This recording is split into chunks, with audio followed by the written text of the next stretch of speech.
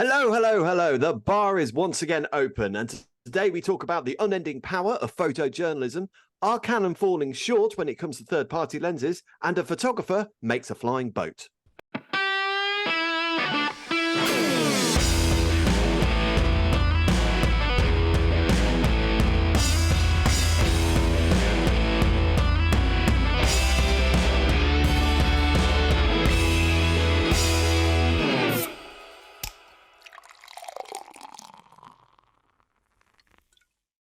Awesome. Hello, everyone. How are you all doing? Before we get into all of that, Cam's got a couple of things he would like to say. Hi, guys. Yes, I just wanted to say that if you enjoy the show, please make sure to support us by subscribing to our Patreon. That's brand new, to our YouTube channel, and you can follow us on the Instagram, Facebook, Twitter, and TikTok, all of which will be linked in the show notes. Please also leave us that 5-star review on your favorite podcast apps, such as Spotify and Apple Podcast. And with that said, Mark, how are you? All good. Thank you very much. And how about yourself? Yeah, good. Thanks. Very quiet with shoots, which has been intentional during the last few weeks. I desperately needed to catch up with a lot of admin stuff, and I tried to not clear my diary for shoots, but try to schedule a lot of shoots where I've been able to be able to take the advantage of that, because a lot of my business admin stuff was sort of getting left behind. And we've been sorting out accounts and various things that you have to do as a business, and the boring stuff, but stuff that has to be done. Yeah. And I really feel like I've sort of, I feel cleansed with it all now.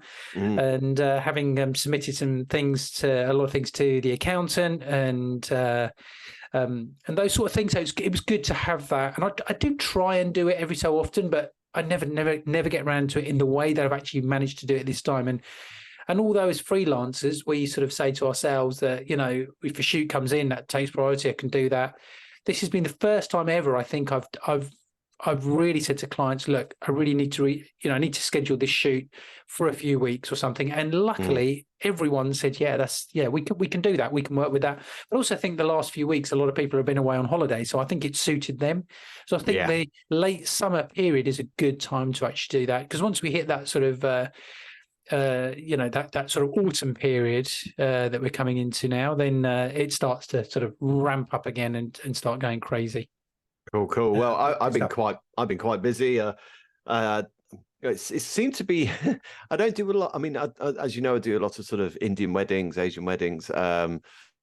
I do mainly Sikh weddings with that, but I seems to be in the middle of a load of Hindu weddings at the moment.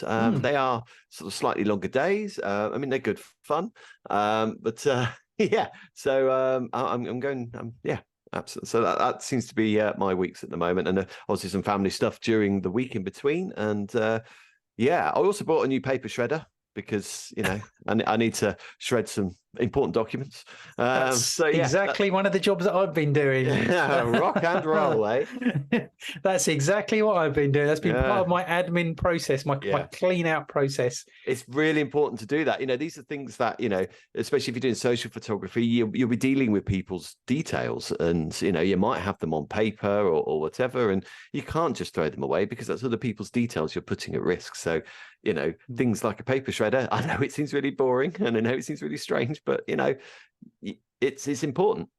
Yeah, that's right. Yeah, I mean, we recycle a lot of the stuff that comes back from the graduations that we do, because you imagine there's thousands of graduates that we deal with at the shoots, ranging from 20 people to probably 7,000-8,000 people. Of graduates' information that we have, and that stuff's got to be recycled. So we don't shred that. That goes to a recycling. That's all bagged up and everything, and then it goes out to and which is the only way to do it. It's the only way we can do it. I mean, we use computer systems as well, by the way. All those people thinking, oh, these guys are in the dark ages. There's a thing called a computer. Oh, yeah. But sometimes a bit of paper is needed. I mean, we've as a business, we've actually tried to go sort of paperless, and so much of what we do is paperless. It really is, and where we can. I mean, I think one of the things that COVID has been great for was people now accessing things like Google Drive and being able to share files. We did that, but before, but not to the extent that we started having to do it during COVID. And now suddenly everything's changed. And also we've become a lot more efficient. Like Mark, you know that if we have a wedding booked and I'll have a pre-wedding meeting with a couple, and during that pre-wedding meeting, I'll fill in a Google Drive sheet, and then that Google Drive sheet is just shared with the rest of the team straight away. Absolutely. But I always end up printing that out because I don't want to rely on the internet if I'm, in a barn in the middle of a field or something. You need to know the details, what photos are needed, who the names of the important people are, and all that kind of stuff. You need to know that. Yeah, and I do that, as well. But as a business, we don't sort of keep hold of all of this now. As before, we used to have a folder for every single wedding that we did with all of the information that was printed out. And that's all gone now. That we've gone completely paperless with that. The only thing I print is a few days before the wedding is the information that I'm going to need on the day. In the event, as you've just said, if you can't get internet access, there are ways around that. You can do screenshots and make sure that you can access them if you are offline. But we now don't print anything off like that at all, and stock and folders. And now we've got where we used to have a filing cabinet full of folders for a year. That's all gone now. All of that stuff's utilizing Google Drive. And it's now in a data center using up water somewhere. Yeah, that's right. There is that. And yes, I mean, it is affecting the environment, but where we can go paperless. And I urge all photographers, all of you photographers, videographers, people with small businesses to try and do that. To try and utilize things like Google Drive. Google Drive isn't the only one out there. There are other ones, of course, as well. But Google Drive seems to be the one that we use. Okay, good stuff. Right. Well, just before we get to the main stories there, I was watching a bit of telly whilst I was doing something else. Yes, that is right. Everybody, blokes can do two things at once. We just pretend we can't. And there was, and I know this is a little subject that me and you both like, because we both like our music. And the Daily Express, I'm not a Daily Express reader. Nothing wrong, I guess, with Daily Express for people who like it, but I don't normally like it. But they did do a list of the 10 most iconic album covers of all time. And I'm going to read them out to you, Cam, and I want you to see what you think. So we'll start at number 10 and then go to number 1. Right. Okay, and this is this is the order they've put them in, is it? This is the order they put them in. I mean, I'm going to do reverse order because we're going to start at 10. But yes, according to the Daily Express, this is what the 10 most iconic album covers are of all time. Okay. And will I know all of them? No, well, will you know all of them? Yes. Okay. So at number 10, we got Blink 182 with "Enema of the State." I've heard of Blink 182. I've heard of the album. Recognise the cover. It's a lady in a nurse with a glove. She's putting on like a glove as though she's going to do a cavity search, and I think she's a porn star. So it's all very tongue in cheek, sexual innuendos, all that kind of stuff. Well, enema of the state. Okay. So it's I never owned the album, but it's a picture that I've seen. Yeah. We got Gorillaz Demon Days at number 9. One of the great albums that is. I have to say that comes in my top 10 of all albums. Yeah, it's a good album. Good album. At number 8, we got Beyonce, I Am Sasha Fierce. I'm not a particular Beyonce fan. I did look up the picture. It's a nice picture. Yeah. But this is why there's so many different music genres, and we basically are.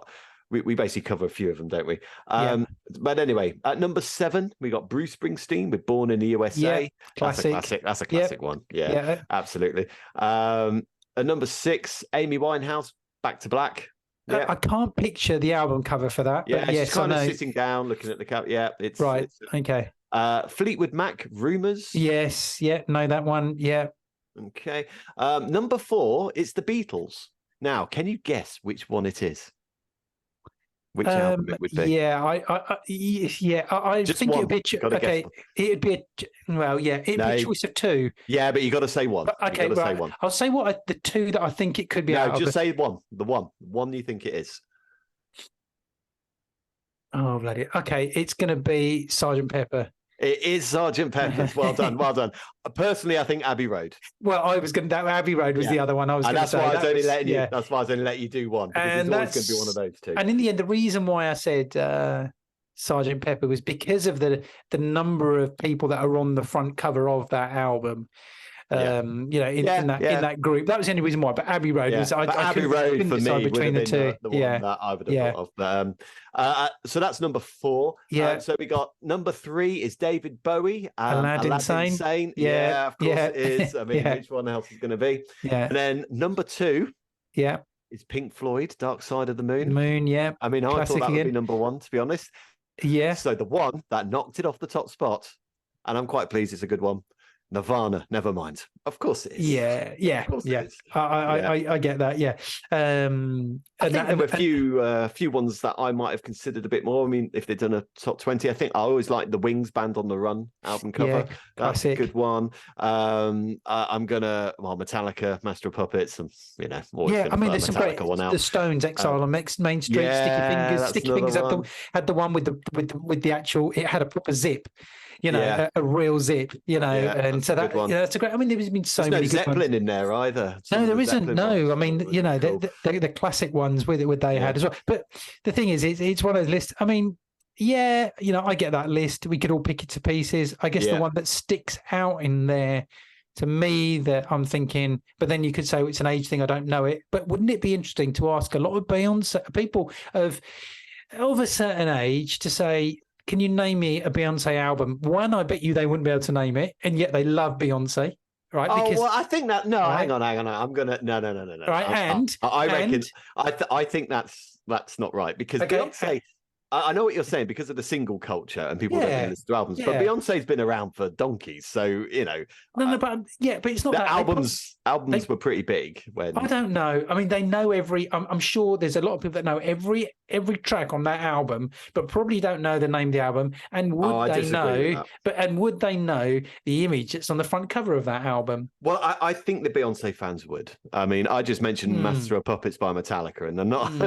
There was a few people that probably wouldn't know that. Yeah, I'm not convinced there. I mean, it came out. Crowd. Well, it came out in 2008, and albums were still a thing in 2008. Streaming wasn't really at the pomp that it was that it is now. Albums were still a thing back then. So no, it's not an album I know much about. I mean, the album cover is a picture of Beyonce, sort of. Well, I'm guessing half naked. She's covering the bits that need to be covered with a beach background. It's a black and white image. I mean, it's a good picture, and I guess it was probably quite a breakthrough album for her. Maybe I don't know much about Beyonce. I'm going to be honest. I'm looking at it now. I've never come across it. Now people might say, "Oh, that's just because you're too old." Yeah, but it might be. No, because. It could be. It could be. I'm afraid it could be, Cam. It could. I mean, I'm sure there's a lot of people out there who's saying, "How come Nirvana's number 1? How can it beat Pink Floyd, Dark Side of the Moon?" Because Dark Side is an iconic album, right? But we're just talking about the covers, though. We're not talking about the music, are we? No, I know. Yeah, that's right. Yeah. I'm sure there's a lot of people, and again, I personally think Abbey Road over Sgt. Pepper's, but. I would agree because I would agree. But the sort of best albums, best bands, best whatever, these lists that happen in Channel 4 here in the UK. I've not seen it for a while. How they do all these programs, don't they, with the best of and everything. And I always take those really with a pinch of salt. I mean, Bohemian Rhapsody is not the greatest rock song of all time. Oh, okay. It's because it's not a rock song. It's opera. It's a ballad, and it's heavy metal. It's all those things. That's why it's an amazing song. It is. Yeah, it is an amazing song. Yeah. But it's Anyway, look, that goes into a whole different topic. Yeah. Anyway, so we're veering off. Now, while we're talking about this, was obviously in the Daily Express. It was a news story and everything. It does lead quite nicely into something that I wanted to talk about because I came across a couple of articles and that made me think about this. And this article I found on BBC News going back a few weeks ago. And the article was headlined 5 Key Moments in the Crushing of Afghan Women's Rights. Right. And it talks about, how things have changed in Afghanistan and how women are treated and really what rights they actually have. And as I was reading through the news story, sort of flicking through it, the imagery, which are really just snaps, are very powerful. incredibly powerful. We're so used to seeing video content now, that that it goes to show that the power of a still image is huge. It's it can leave a lasting impression. And when I was reading through this, it made the images that I stopped at, they just something about them that makes you feel there's an uneasiness. I would say there's an uneasiness about these images. And once you read the story, it goes well, obviously, with the story, and it's very sad what's happening out there, about how men, feel that they have the divine right and the divine power to rule over women and to be able to, treat them the way that they do and to suppress what they're about, because the world wouldn't be anywhere without men and women, No, I agree with that. I think what I'd like to try and do is try and, because I agree with everything you said there, obviously. I want to try and avoid the politics of that kind of stuff, really, and just talk about the imagery, because I know they kind of go intertwined. I mean, photojournalism, as I feel, it's, especially with stills photography, probably isn't as I don't know. Is it as relevant as it was maybe 10, 20 years ago? Because we have rolling news and things like that. Do people really, I don't know, digest this sorts of imagery through still photography anymore? Is that something they do as much? Yeah, well, the other reason why I wanted to, as I said, I came across this and I saved this story because I just thought, I'll bring it up at some point. But then 2 or 3 things happened this week that made me think, yes, this is I do definitely want to mention this. We mentioned recently, didn't we, the Indian Chandrayaan that was heading to the moon at the time, and they sent their first picture of the moon, and we were saying how remarkable it was to see that picture. And since then, they have successfully landed. Yeah, Russia's mission to it crashed a few days before, and India was successful in reaching the South Pole. Now, at the moment, I've not seen anything that's come out from the rover that's going to be coming out of this. Let's call it a spaceship, because the word's gone out of my mind, right? This rocket, and it's going to come down a ramp, and it's going to move around for 14 days, and it'd be really fantastic to see those images. Okay. Yeah. And then going back, very recently, of course, everything that's been going on in Russia and Ukraine. There was the plane that went down, or the helicopter went down with, I can't remember his name, Wagner or something. It was I can't remember. I think it's Wagner, wasn't it? I think something like that. Well, Wagner was the the military group that he was head of. This, just to get into, and I said I want to, we'll just talk about the facts rather than the politics of it. Yeah, sure. Yeah. But basically, this chap, whose name does escape me, he actually almost completed a military coup against Putin a few weeks ago.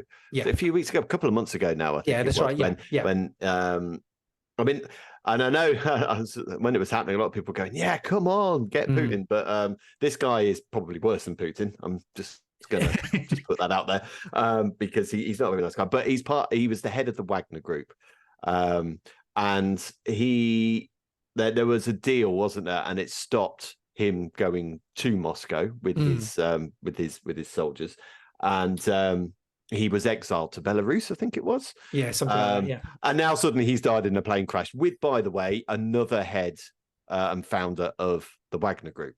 Yeah. Which is obviously suspicious as hell. But So, and then the reason why I wanted to mention this was because these were news stories that suddenly were breaking news. We know about the Afghan women's rights. We do see news stories on that. And if you flick through some of the channels, some of the news channels, you get CNN, you get Al Jazeera, which are great channels to watch. Yeah. You do see, particularly on Al Jazeera, you get some incredible documentaries on those.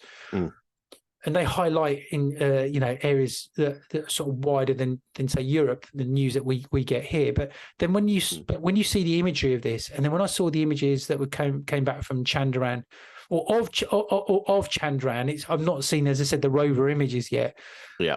And then, this happened in Russia, and the breaking news, and you see these, and we initially see videos, but then when you see some of the stills, and then there was a third story as well, and that was those people in Pakistan that were stuck on the cable lift. Yeah. And yesterday they released some drone footage, and then they showed some stills, and these pictures are incredibly dramatic. I mean, those hills and everything, the landscape there in Pakistan look absolutely beautiful, and you see the beauty of the land, but you see how dangerous it was. What was very interesting, I noticed that those people in there were going to school, I think, and it was a 4-minute cable car ride. And that's a commute, isn't it? Yeah, and if they're driven by car, I think it takes 2.5 hours, Whoa. and that's why they use it. So it's of course, school run. But the imagery that came back, and I'm not talking about the video content, I'm talking about the stills. They were very, very striking. And I think my whole point about this is that these photographers, these photojournalists, they are recognized around the world. There are regular awards, and you get these around the world, the best news stories and everything.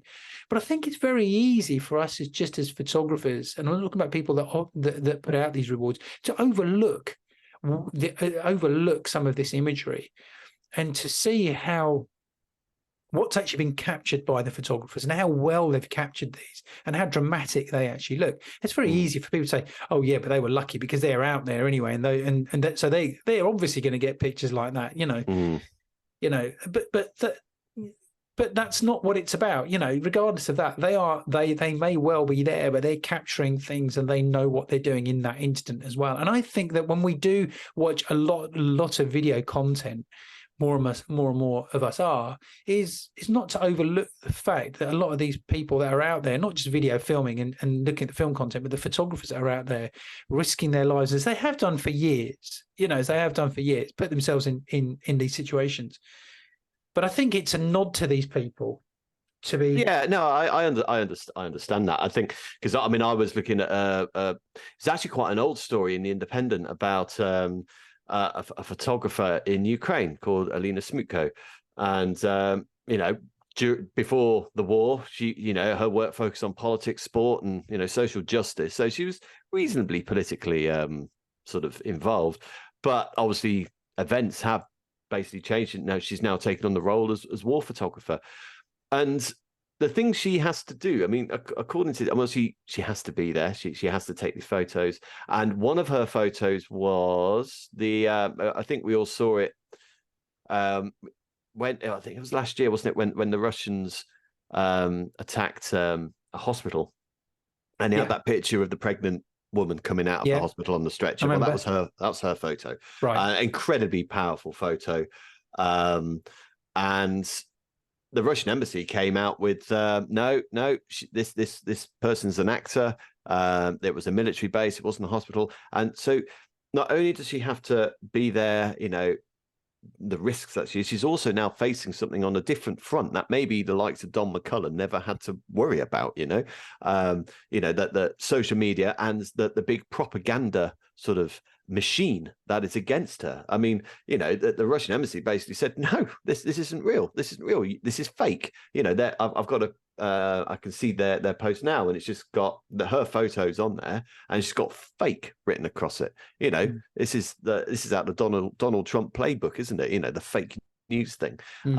So not only is it difficult for her in that respect, but also the other thing is it's very difficult to sort of, I guess, with there's so many cameras around these days as well. Every Ukrainian, I'm sure, well, not every Ukrainian, but I'd say 90% plus of Ukrainians probably have a smartphone of some description, which have cameras on. And, so therefore you've got a camera in every household, on every street, in every city. So the saturation of this type of imagery, if you're in that place, will be incredible.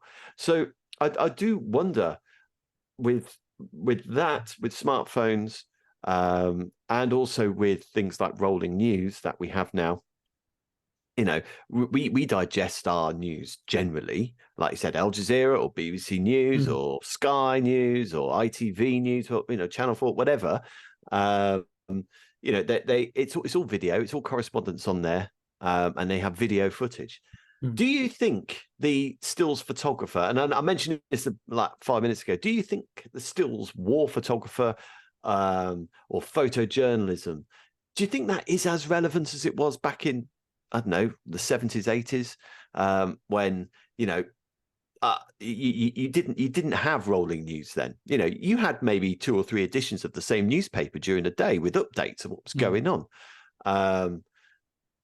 I think it is, and that's a really good point, actually, because I think history will tell us that as we go into the future, I think we'll probably look back at imagery, stills, rather than going back to look through video content. Yeah. So if we want to research something, we're going to be looking at the stills of those, and that's why I think it's really still so relevant. And I mean, there was another picture, I've sort of laughed a little bit about it, that's been recently issued in the news. Of course, is Donald Trump's mugshot that he had taken in Georgia. Okay, now make of it what you will, but that is going to be a very historic image. You know, now we're not talking about whether you agree with Trump, whether you like him, or whether you don't, and whatever. I'm just saying that is going to go down in history, that image, that mugshot. And so stills are incredibly relevant because we will be going back and looking at those over and over again. That's what we're going to be looking at. But do you think there's going to be someone? I mean, we did have some very famous war photographers, didn't we? Yeah. I mean, obviously I mentioned Don McCullum, but you know, are we going to get people like that again who is as revered? Because there was less of them back then, or there was less.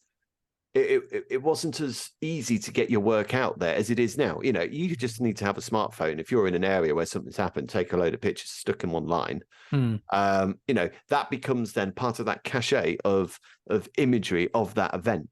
I think what happened, and there's going to be millions of these photos now, whereas back then not so much. So does that make the imagery? And it's I want to be careful the way I'm saying this, because obviously a lot of this imagery is stuff about, you know, desperation and you know, it's not something that's particularly, you know, frivolous or anything like that. But some of these Don McCullum pictures. And it's not just Don McCullum. You know, there was that, I've forgotten who shot it now, the picture with the boy in the hand grenade. Oh, that wasn't Sebastião Salgado, was it? I can't remember. It may have been. I can't remember who it was. Yeah. It wasn't Don McCullum, but it was that boy in the hand grenade. You know, these are pictures that are not revered is the wrong words, but they're important parts of history, right? Because there wasn't, not just because of the actual picture, which is incredibly powerful, but because of the lack of other pictures.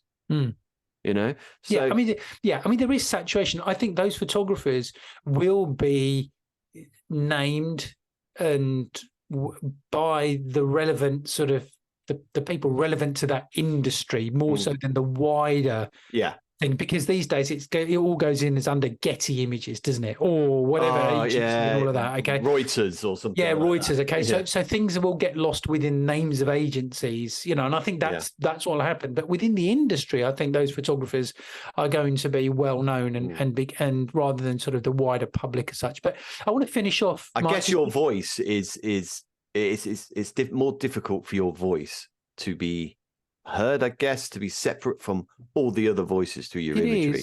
I feel, I mean, I think this generally about photography anyway. There's and I know you wanted to sort of finish up, but there was this other I live in Coventry, and there's this Facebook page that I look at. Is called the Coventry We Used to Know. Now, I'm not native to Coventry, so I just look at it out of interest rather than nostalgia. But you know, you see all these old pictures of places in Coventry that would have been taken on film, and they're special. Now, I wonder in like 50 years' time, are those pictures going to be as special? I think we spoke about this a little bit a couple of pods ago, didn't we? Are those pictures going to be as special in 50 years' time from the photos that we're taking now? Because there's so many photos now. So it's not like a peek into the past. It's like you're deluged by pictures from the past. Do you know what I mean? And it almost becomes less special and more throwaway. And I think only time will tell there, won't it? I guess. And I wonder if that is the same with this sort of photography, the photojournalism. Yeah. And just before we do break off for a drink, Mark, I just want to just read the last 2 paragraphs in the BBC story about the Afghan women, just to sort of put it into context about what it is, because, we were saying we don't want to get into the politics of things, and not him simply reading out word for word what's in this article. And then we'll break for a drink. It says, and every once in a while, despite the very grave risk of detention and violence, groups of Afghan women continue to march on the streets, raising their voices. One of them told us, we are not the same women the Taliban suppressed 20 years ago. We have changed, and they will have to accept it, even if we have to give up our lives for it. And on that, Mark, let's grab a drink. Right then, so something I wanted to talk about, actually. Both me and Cam, I'm sure our regular listeners know, but both me and Cam are Canon users. And the reason I want to talk about this is purely because we both use Canon. It's not really an advertisement for the company or anything against the company. It's just that we use them. Now, Canon recently, obviously, reasonably recently, released obviously the R6, the R5, and then I've got the R6 Mark II, and the whole RF mount range of lenses, which I don't actually use. I don't use the RF lenses at the moment because I've just got an adapter and I use my current, my old EF lenses, which are fine. However, I know, Cam, you do have the 2470, which actually is in my possession at the moment, and is a marvelous lens. The focusing is so incredibly quick and smooth, and you don't realize it's focusing half the time when it is actually focusing. It's incredibly quick, incredibly accurate, and it's a marvelous bit of kit, and I really want to get one. I've just got to find $2,500 somewhere, and there is the problem, I guess, right? So Canon are really restricting third-party lenses at the moment for their RF mount. They're not saying they won't do it. In fact, they have been quoted of saying, and I'm reading this out now from an F-Stoppers article. If we receive a request from a third-party lens company to open the mount, we will study whether to license it based on Canon's own business plan and strategy. In fact, we are now communicating with several third-party lens companies in this regard. So basically, for me, I think they're holding on to it a little bit because they don't want third-party lenses using their mount, I'm guessing. I'd imagine this will change over years, but I was just wondering what you thought about it, because, lenses like Sigma, Tamron, they're all good. In fact, I think Tamron lenses have I remember the days when Sigma were the ones to go to, but I think Tamron are pretty much the best ones now, I'm guessing. But with other manufacturers, Sony, Nikon, all their mounts are on third-party lenses. It does restrict the amount of lenses you can have with Canon. It also means you've got to buy the really expensive ones, which is why I haven't bought the RF's 2470. When I got an EF 2470, it's not quite as good, but it's still really good. So yeah, what do you think about that, Cam? Well, Mark, you see, it surprises me that you have a problem with this because, after all, you're an Apple user, aren't you? I am. I do say I have a problem with it. I'm just wondering what it is. I mean, and just to be sure, I don't have any third-party lenses. I don't use all my stuff is Canon, so I don't. But I can see why, for two reasons, it might be an issue for a lot of photographers. I don't have a massive array of lenses. I have 3 lenses. I've got an 85mm prime, which goes down to 1.8. I've got a 2470 2.8 and a 7200 2.8. I want to change the 2 zoom lenses I've got for the EF eventually, because the new Canon 70-200 is half the size and half the weight of mine, which when you're using a lens that size is really, really useful. And also the new 2470, which you've got, which I've used, is so much quicker than mine. But is it quick enough for me to part with £2,500? I don't know. Yeah, I mean, the article that I came across on this had some interesting comments from some people, and I thought this would be a good starting point for sort of my response. So one person here says there are a lot of frustrated with Canon photographers these days. It says, I think they may be overestimating the loyalty of their users. I know that after 20 years of being a diehard Canon photographer, I'm really starting to think about switching. And another one says, honestly, there's no reason to be loyal to any brand. Not like if we buy 3 bodies, we get the 4th free or anything like that. Now, that second comment is quite interesting because I've never actually been particularly loyal to any brand. I was for years to Nikon. It's only because I had Nikon, just stayed with Nikon. Then, of course, I went to Sony. I even bought Panasonic. I mean, it's mainly for video filming. And then I went sort of back to Nikon, and now I'm Canon. So I've never actually been loyal to a brand because I've never bought tons of equipment. I've never bought loads and loads of lenses, kept them, and done that. I've hired lenses if I need certain lenses for a shoot. Yeah.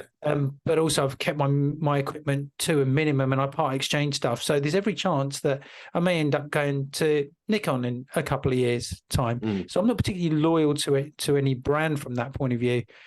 And it's true what this person says is why, we do. He says there's no reason to be loyal to any brand. It's not like we buy 3 bodies and get the 4th for anything like that. What do they say? None of these brands actually say to us, "Well, how many lenses have you got?" "Oh, okay, well, look, you've got 6 of our lenses. Look, we're going to offer you this one free, or you can have 40% off this because you've bought 5 lenses from us previously." So we can get hung up on sticking with the same brands.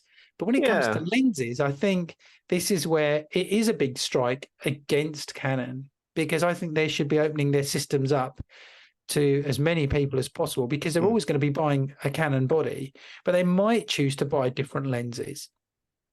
And I think they should have the option of that. I mean, I'll just to say about switching gear. I mean, I switched gear back in 2008. I was Nikon, and then I went over to Canon, and I've been Canon ever since. And I don't see myself changing, not because I have any particular loyalty, but because I just don't understand why people switch all the time. I don't get it. I don't understand why people switch, because you're constantly changing your camera. You've got to relearn where things are. I know how to use my camera inside out pretty much in any situation. You keep switching, and then you switch back, and then you switch. I mean, why? Just well, the thing is for me, I've done that because I've always felt actually there's something about this. Let's say when I jumped from Nikon to Canon, there was a reason for going to what I did, because I was really impressed by what the image quality. I was really impressed by the way it was performing. I was really impressed with the whole camera. I thought, but you also use Sony. Yeah, but the thing is there was a real upgrade. I've said before, Sony menu systems are very, very difficult to understand. They are for me. We still use Sony. Don't get me wrong. If we use it for video, but not for photography. Ergonomically, I don't think the Sonys are a patch on Canon or Nikon. Okay, and so I will chop and change brand because I feel that I'm getting something that's better than that I had before, and better than what that old brand had to offer. So that's the reason why I was doing it. And do you know what? It's actually quite nice to get something brand new and now to learn something. I've learned now that I can pick up a Sony and be partially familiar with their ridiculous menu system, but I can pick up a Canon, I can pick up a Nikon, and I'm pretty good with all of those. And I think that's been quite a good learning curve as well. And that's been good for the courses that we run. Okay, so it's good to have some idea of those. So I don't have a problem with any of those. But it's reading the comments from some of the other photographers again. Some people saying that they jumped from Canon because of this lens issue. Some people have gone to Sony. There's one guy saying he doesn't know any professionals that shoot Sony. So everyone's got their own opinions. Yeah. But what it comes down to is this story was all about the third-party lenses. Yeah. In that, obviously it's down to Canon. It is going to prevent some people buying Canon, but Canon would probably turn around and say, well, that's your choice. Yeah, I think it is. I mean, I don't think it will stay like this either. I mean, eventually they will open this out to third-party lenses. I mean, they're always going to, because the competition are. So I can completely understand that. Let's say, how long's the RF mount really been going for? Is it 5 years, 10 years? I don't really know. I mean, the R6 and the R5 came out about 4 years ago now. Was it just pre-pandemic when they came out? And then obviously that's why I'm a bit uncertain, because the pandemic is kind of, it's kind of skewed the timeline. But I remember the first photography show when I bought my R6 after the pandemic. they sold out. I mean, all the stores basically sold out because they were selling them at a really good price. But it was the first time people could really get hold of them, I'm guessing, because I don't know if you remember, but there were some chip issues, weren't there? For me, you couldn't buy new cars because there were chips because of the pandemic. And I know Sony and Microsoft have issues for their consoles because of this chip. I don't know if cameras had the same issue. I don't know. But for me, the R6 and the R5, and that RF mount, really in its pomp, is quite a new system. It's been I think it's been going, like I say, it's been going longer than I think most of us think it has. But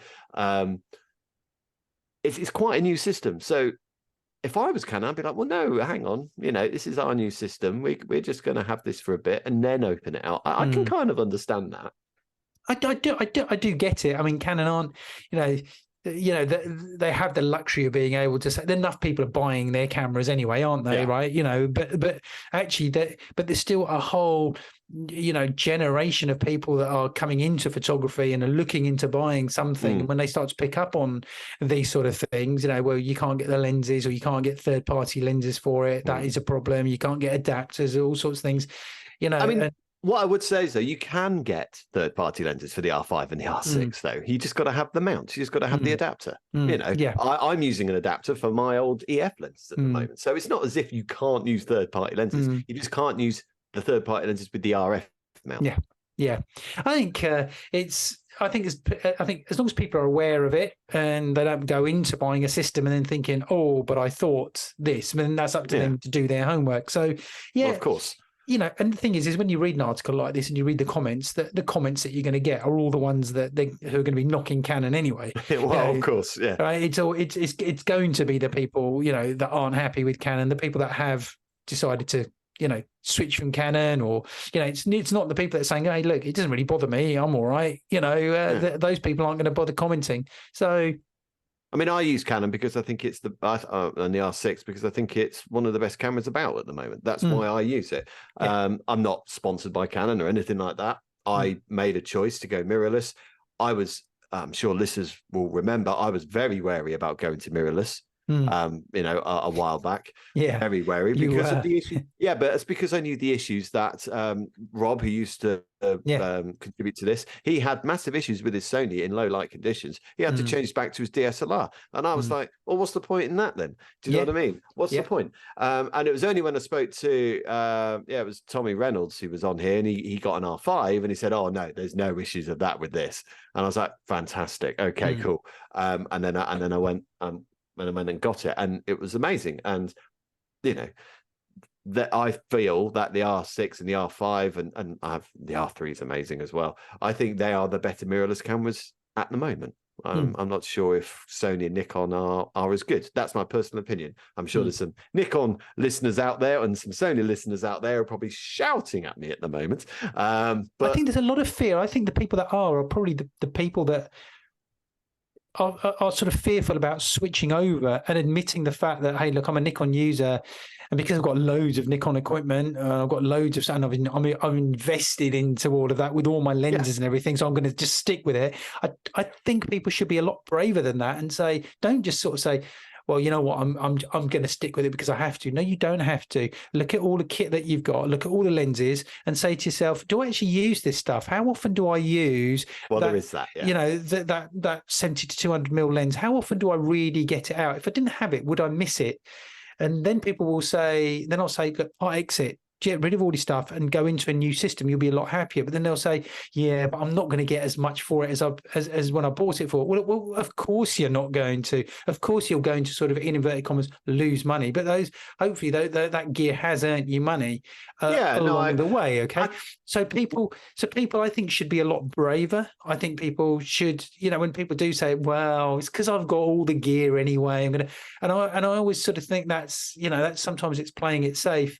And then when you disagree with that. When you do jump to another brand for the right reasons, and those right reasons only you can decide on, then you think, do you know what is the best decision I could ever have made? You see, when I went to Canon, there was two reasons why I went to Canon. Really, the first one is I was working for a studio who used Canon, so I knew how to use Canon, and I liked. And the second reason is I liked the way their lenses were ranged and sized, and I liked them. I liked, you had the L lenses, you had the non-L lenses. It was a lot easier to work out which lenses I need to get, I felt. So that's why I left Nikon and went over to Canon. Now, it just so happened that at that time, Canon released the 5D Mark II, which was quite a revolutionary camera at the time. It had a full-size sensor, which for the price range was really good. And I think it was the first camera that had the 1080 video on there as well. So it just so happens that's the camera I bought. I'd swapped at that time. Now, between now and then, loads of people have been telling me, oh yeah, the Nikon D750, the D850 or whatever, that's the best wedding camera to get, and you're using this Canon one, and why are you using that Canon? You should switch over to Nikon. And I never did. I said, no, I like my camera. It does what I want it to do, and I'm really good. And now it's come to this point where it's kind of flipped again, where obviously Canon is smashing it with the R6, is now the Mark II, the R5 and all that, and maybe Nikon and Sony not quite there at the moment. And then I upgraded to that, so I didn't need to change my system. Do you know what I mean? No, you're right, Mark. And that's what I was saying, because I did say that you have to make that decision for yourself. I'm not saying change for the sake of changing. If you don't feel that you need to change and you're invested in a brand, but you still think that it's the best brand out there, I'm not saying it's the best brand out there because you've already invested in it. Okay, but step back and say, okay, well, just assume I haven't got any of this gear. What is the best camera out there for my needs, for the shoots, the type of jobs that I do? Is Canon going to hit it? Is Nikon going to hit it? And is Sony going to hit it? Or is Penta or whatever, right? And then make that decision. But step back and then say, right, okay, this is going to be the best camera for me. And now it's a different brand, so I've got to look at the pros and cons about changing. That's all I'm saying. I think you have to make that decision for yourself. And I think the thing that people need to be wary of is just jumping system every time a new camera comes out, because I dare say in a few years' time, Sony or Nikon are going to release a camera that eclipses what Canon are doing at that moment in time. Oh, of course, yeah. But I'm not about to then go, oh my word, I need to get rid of all my Canon stuff and get to Nikon stuff, because if you keep jumping like that, actually you're going to lose a lot of money. That's right. Yeah. And I wasn't saying as soon as something comes out you think it's better, because you would expect when something new comes out to be better.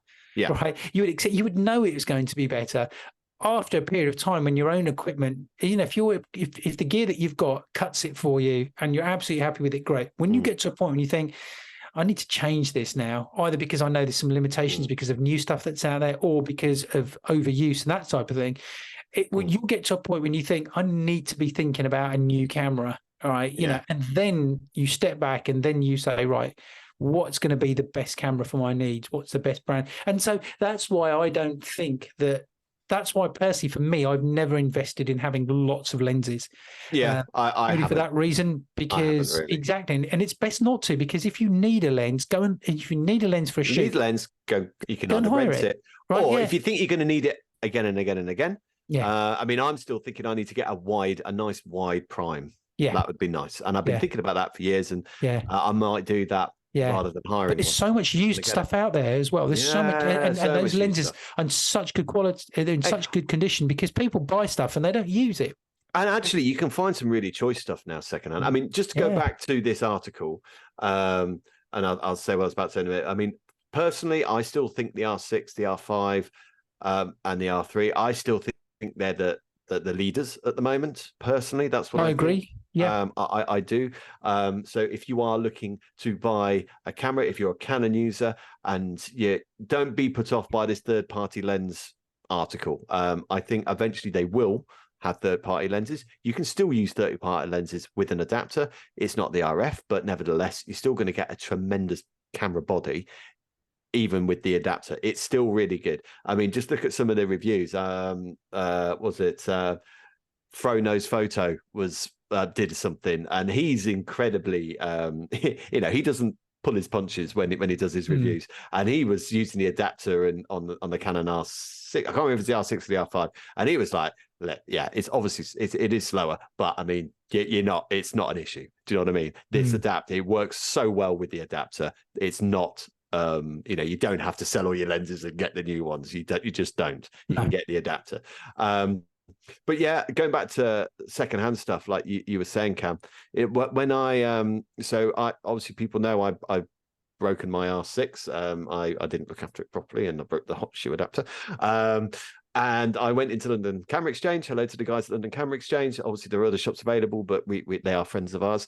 And I don't get a discount or anything, by the way. I pay proper prices. It's not a sponsorship thing.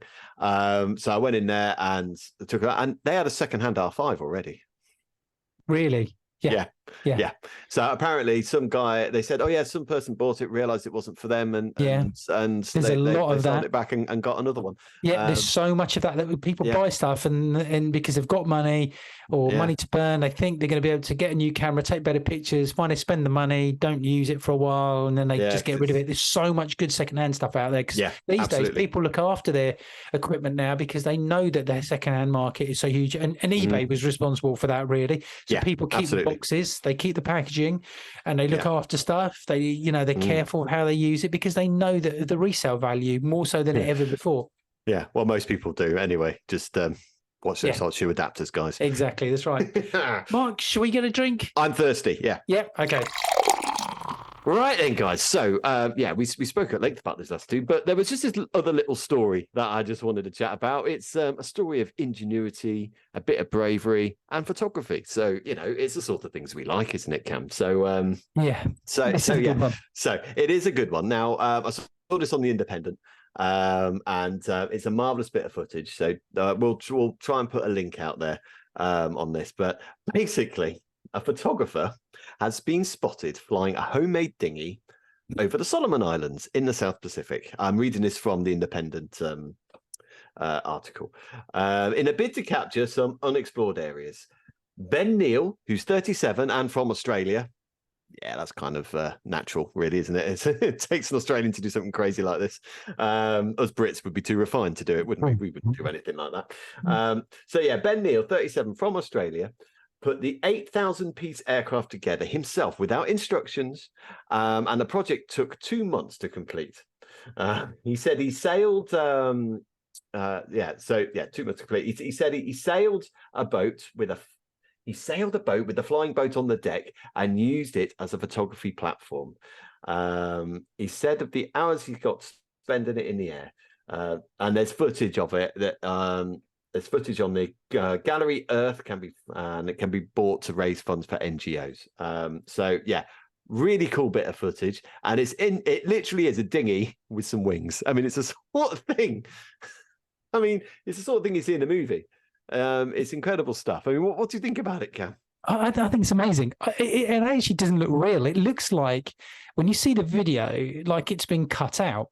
But it's not. It's real. I think whatever camera that he's used, whether it's a GoPro or something, to actually film himself. He's attached something to the wing, hasn't he? Right. He's attached something. Yeah. Right. It's remarkable, really, that someone's gone out to do that. I mean, it looks bizarre. It looks ridiculous. Yes, it looks like it sounds a dinghy boat up in the sky.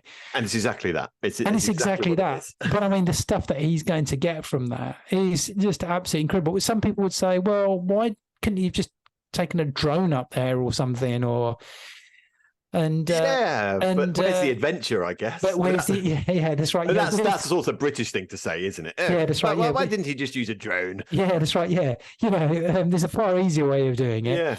And what would be interesting is what permission he would have had to get to actually fly up there. I have no idea. Also, would he have had to have any sort of flying qualifications? I mean, it'd be interesting to know his background, because he must already be familiar with, flights of light sort of aircraft or something like that.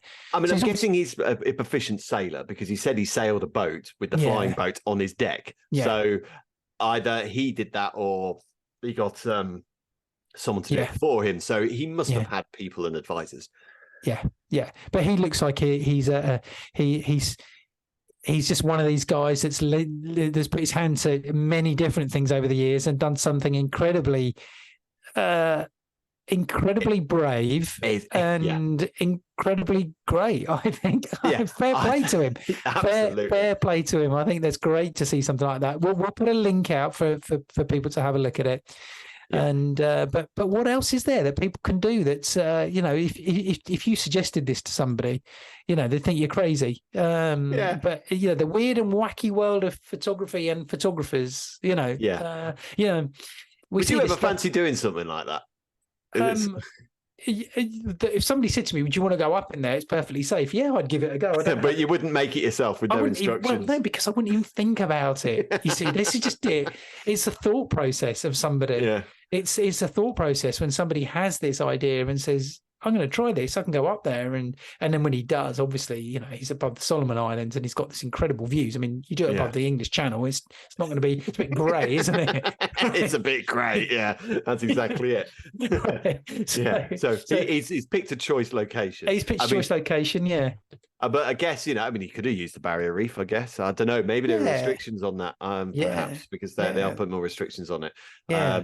But yeah, this is it's amazing stuff. It's ingenuity and incredible. I mean, if it's anything like the UK, you must have had to meet some strict health and safety guidelines and all of that. Or you know all about that with drone stuff. I know all about that with drone stuff, yes, with a recent client. But you know, it's fascinating to see stuff like this. It's groundbreaking. This is what pushes the boundaries. This is what makes us get the imagery that we see, that we sort of say wow to. And we need and then like humans do this, and we need to do things like this to evolve, don't we? And to keep pushing the boundaries. Good stuff. So, guys, we're going to wrap it up there. Just to remind you again that if you enjoy the show, just please make sure to support us by subscribing now to our Patreon. Okay, you know, that's going to be growing and some exciting stuff we're going to be having on there as well. It's obviously our YouTube channel. We will be going video soon, and of course, you can follow us on Instagram, Facebook, Twitter, TikTok, and all of these will be linked in the show notes. But please, the most important thing is, as well as listening to us, is please leave those 5-star reviews. That's what we need. That's what we need to keep the show going. And of course, the Patreon as well. All right, guys. Thank you for listening. We will see you next time. Cheers. Bye for now, guys. Bye for now.